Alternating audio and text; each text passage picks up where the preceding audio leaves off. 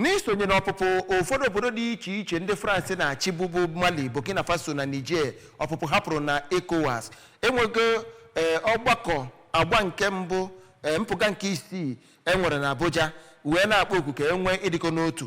Ya bụ ọgbakọ anọ bụ nke a tụrụ anya na a ga-anọ gụpụtakwanụ ya bụ mpụtara agụpụtara na agba nke mbụ na Lagos ya na imerebekwa mmemme ọgbụgba afọ 25 nke ECOWAS Parliament nyekwa okwu gbasatara ya nke ọ bụ president ECOWAS ga-enye imejupụtakwa na mmemme ndị ha jikasị n'aka. Ekwu ya jide pụtara anyị akụkọ.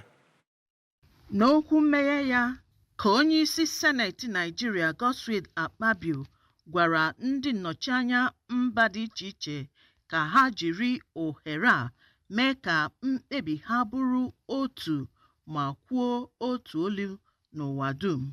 Onye isi ECOWAS Commission Dọkịta Omar Touray kwuru na emume afọ 50 nke ECOWAS bụ oge ichebara ihe arụgoro na ihe a ka nwere ike iru echiche. N'ihi ya, enwere atụmatụ inwe nzukọ gbasara ọdịnihu mpaghara ọdịda anyanwụ Afrịka ka ndị otu mba so na ya wee kwado otu atụmatụ maka ọdịnihu obodo ahụ.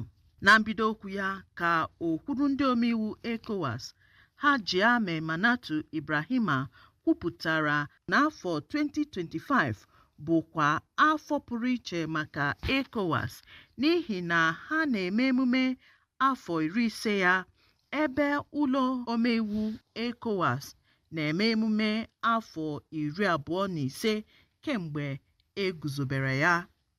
Site na Abuja, Princess Ekwi Ajide, akụkọ ụwa ABS.